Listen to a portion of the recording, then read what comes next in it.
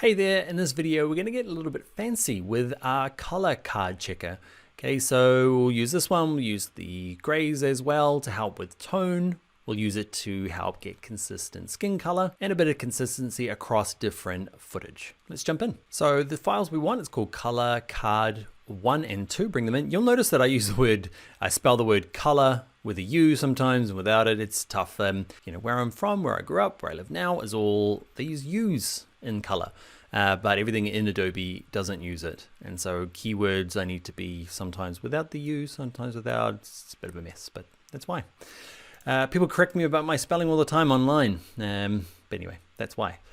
So we're going to start with, actually, let's dump both of these into one single one. They're the same frame rate, they're the same 4K size, so we can dump them straight in there. So this one first, that one second, and there's a little color book. So in all honesty, I have only just started using this and it is really useful. So if you are an advanced user of this and you're like, hey, that's not exactly how that thing gets used, I've done my research, I'm using it, but I'm the most experienced with these color cards, but they're worth going in here because yeah, I'm finding them really useful.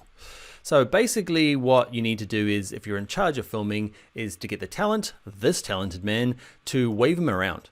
Can you notice that I'm kind of like jiggling them? Let's play it through. Watch. And we're going to do two things. We are going to decide, we're going to get the white balance right. And, you know, just in the shot, the skin tone, we're trying to get the colors right, just in one shot.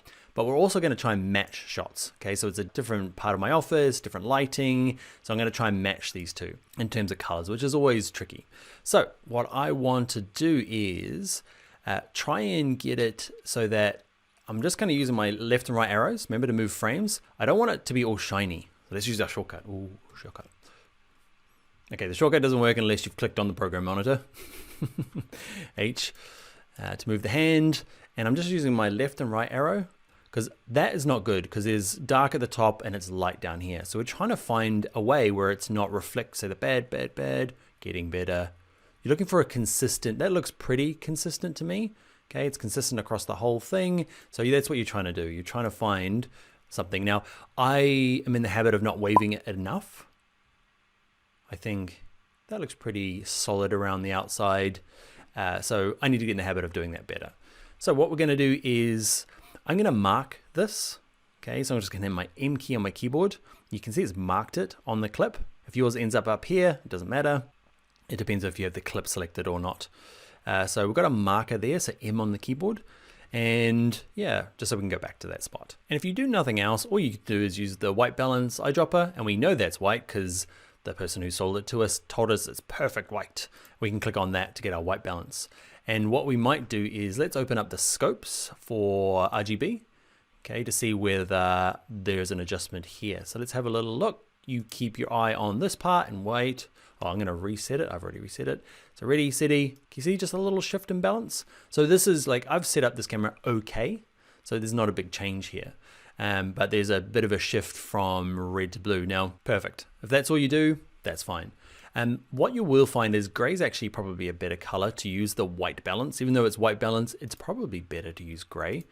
It's more like, the problem with white is that it can get clipped out. Can you see there? It can get smushed at the top, outside of range. And like what I mean by that, let me show you. Let's go whites. The whites can kind of blow out, right? You can go like this and there's no more whites, but there's still a gray in there. Look at them. He's still hanging in there just.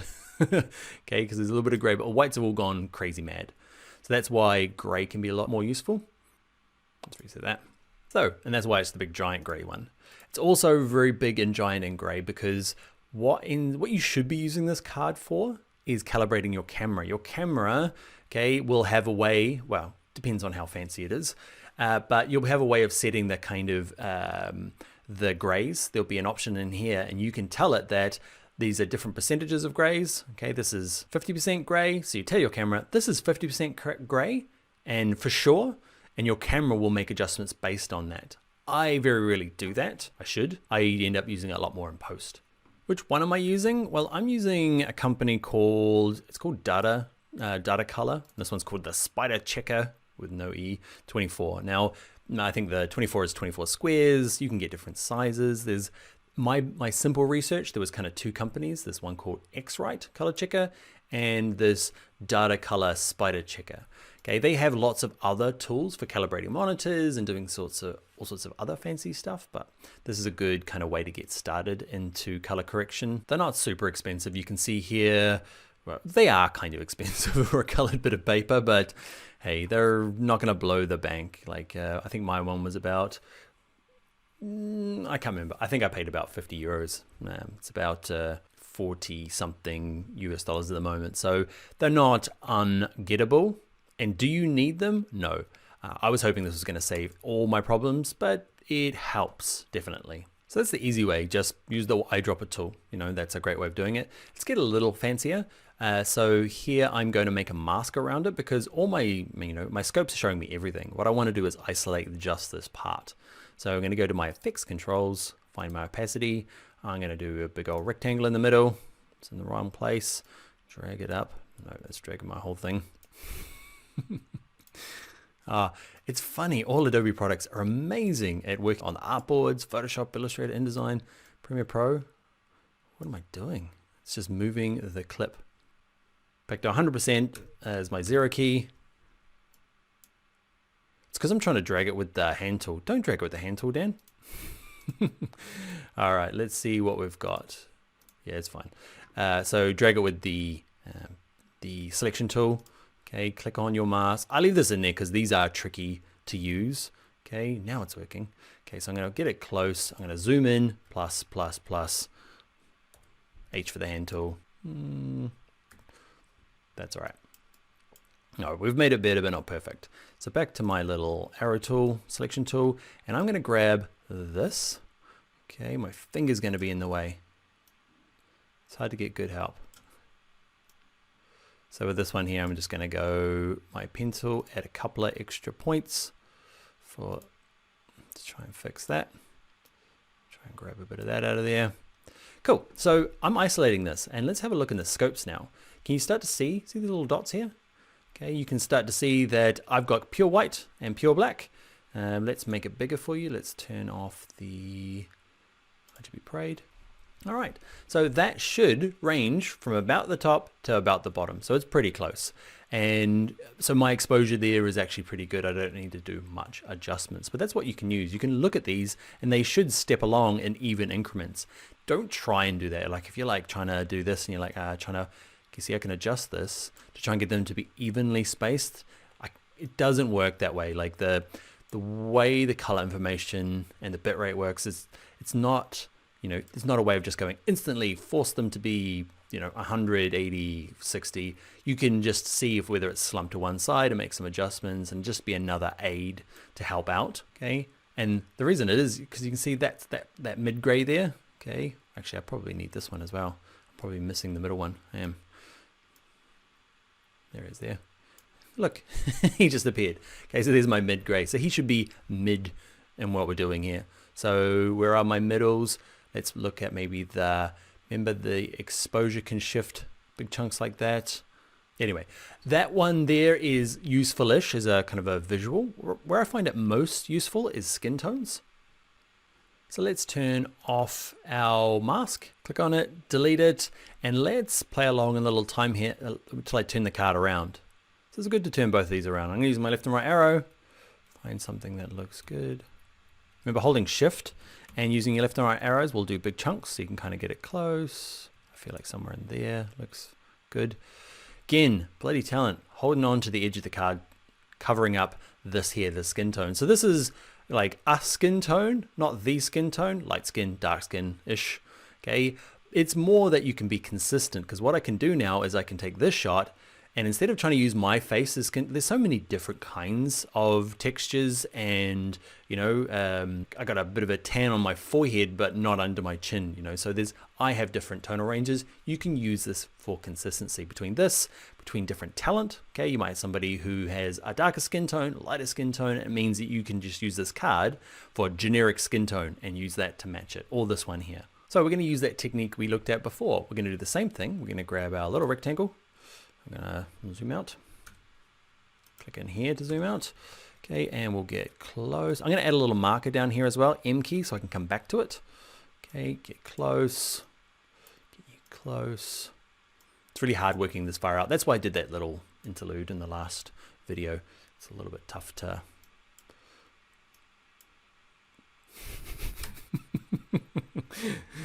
Such a pro. All right, we're getting in there. We can do this. It just zooms to the center of the clip, and that's just Premiere Pro. There he is there. Is this close enough? I feel like it's close enough. So don't hold it right on there. Try and hold it on the edges. Cool. So the nice thing about this now is we can go back to my scopes, and remember we can use my Lumetri scopes. Okay, and just see where this color is. Now, my one hasn't worked yet. Get a reset again. I find clicking this and this seems to do it, and you're like, woohoo, look at that. That's bang on. So I don't need to make, you know, if I'm looking at my skin and going, oh, is it too red? Is it, am I sunburned? You know, like I can look at this and go, it's fine. Like it's right along that line, nothing to worry about, and move on. Okay, it's a way of checking, and if it's wrong, okay, back to our kind of temperatures and tints, and we can start kind of adjusting it to kind of get it a little bit closer. So I'm going to reset both of those. Now, what's probably the most useful about this card is consistency across different shots. Okay, so this one here, you know, I move cameras around, I move lights around. Yeah, there's different shadows cast. So what we can do, just a simple way, is back at this one, we can say, you know, we've used our... Actually, we've done our white balance, okay, with the, hello, what's wrong with that? Okay, as I can do my white balance there, okay, so I feel like it has done something, okay, it was quite warm, it's kind of neutralized it. Let's go over here and let's find that same card. We're using the colored one in this case, okay, and I'm going to use the white. Now, my trouble here is I didn't use a particularly, you know, I didn't angle it the right way, okay, so I need to angle it down so it's not catching the light so much, but I don't know, the white here looks pretty good. I'm gonna use my eyedropper tool and click on this one. How much changes has it made? Does it look? So I'm gonna add my marker there, M key. Okay, and there, there, to there. I don't know, do you feel like it's consistenter? I do. Okay, there's different, it's a different shot, okay, but we can get in closer with our masks, okay, but that's a nice quick way of matching shots. Now, this brings me to a point about, we're gonna get into, I don't know, shooting raw footage a little bit later, but in this, at the moment, can you see at this point on this gray card, let's zoom in, let's click in the box, hit plus, can you see what's going on there, all these boxes? Okay, so this is like some of the drawbacks, well, the huge drawback when you are color correcting already compressed footage. So we talked about it earlier, MP4s or H.264 is a codec that gets used because it's really small. To get to that size, to get to a nice small size, it has to do this kind of clumping of color blocks. From a distance, we can't tell it normally, but because this is such a strange color, okay, this kind of mid-gray, it's really obvious here. Happens with gradients as well. Okay, without it, it all looks fine. Okay, if I get rid of all of this, that looks like a perfectly good image. And that's the benefit of an MP4 or the H.264 codec. It makes everything look fine and keeps the file sizes smaller. Okay, so the exact same file in, say, ProRes as a codec, I've got it here on my machine. The reason I can't give it to you is because it's nearly a gigabyte, just for that one short little thing. So I'm going to add it. Okay, so let's find the similar place. And can you see the grays? The difference between, I'm going to add a marker, between that gray and that gray. Okay, it's night and day. Not sure if there's a pun, but anyway, you can see the bit depth and like the compression is not as, not as hardcore. So we can see a lot more of this. And this is me shooting on a camera with, I haven't got my camera maxed out. It's not on like as good as it can do. Okay. Because I'm shooting for a specific thing. I'm shooting for YouTube often. So this is when you're like, oh, why is it like lot bigger file size, and it looks the same. It kind of looks the same, but there's a lot more information in here. So when I'm doing my kind of white, clicking the grays in here, there's a lot more information, a lot more accurate information. Whereas obviously doing it here, if you pick the wrong block, you're going to get a very different look from image to image. So that's something you'd be mindful of if you are using this color card and you're using H.264 or some other highly compressed codec, you're going to get mixed results. So quality aside, let's pretend we've got really great footage that we're working on. What we're going to do is I'm going to show you, we're going to use this LumaScope again, okay, when it appears, to show you how to work with colors, okay, so across shots. So in this case, so I got here, see these colors here, all of these, cyan, magenta, yellow, red, green, blue. These all appear here in my, let's turn the waveform off, it all appears here in my vector scope. So you see these dots here? So this is a good way of knowing whether your image is in the right, the color correction is right. The blues are meant to be blue, the yellows are meant to be yellow. So what we can do here is we can use the same trick, use our, what are we going to use? Pen tool. Okay, we're going to go bang. That was terrible. Close enough. Okay, so we'll do that one. Not showing up. So I've got two masks going on. Let's delete the first one. Okay, so my mask 2, I'm going to get it so that it is, I'm going to zoom in a bit. Plus, plus, plus. Hand tool. Plus again. Hand tool. Okay, we're going to get in the corners here. Let's grab my selection tool. Again, this is not probably the best angle for that card because it's catching a bit of the light, but you'll kind of see what I mean. So I'm going to do that. I'm going to probably get rid of the feather. And ready for the vector scope that hasn't updated. Check it out. Look at that. Okay, so that guy there is showing me the reds are heading towards red, which is perfect. The magentas aren't quite right. The blues are perfect. The cyans are a little off and the greens are a little off. Now in this case, because I'm not holding it the right way around, I'm not going to rely on this heavily. So be careful when you are filming to make sure that you do get a great shot to pick from. And what it's really good for is you can then go on to another clip, okay, make another mask. So let's do that. I'll speed this up.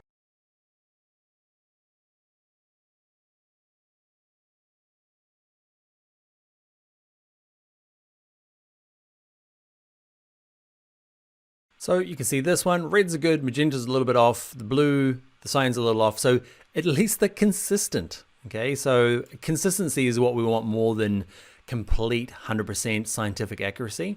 Okay, I'd probably be looking at moving the yellows and adjusting the temperature a little bit. It's a bit of a balance. Like I've found it's very hard to get these all exactly perfectly done, mainly because of my recording abilities, or at least holding the card. Okay, but you can start to see at least they're consistent. The yellows are maybe a little bit saturated. Now this vector scope here, this is the limits. You shouldn't go past this. Okay, anywhere inside of this is great in terms of richness, but you can kind of see on here, the yellow is the strongest color here. So it is as far as it needs to go. If it ends up way out here, okay, you've got a problem. You need to back off whatever that color is. All right, so that is it for using the color checker card in Premiere Pro to kind of help do the tonal ranges with the grays and whites and blacks. It's also really useful for a consistent skin tone and helps you get some consistency across multiple shots. All right, on to the next video.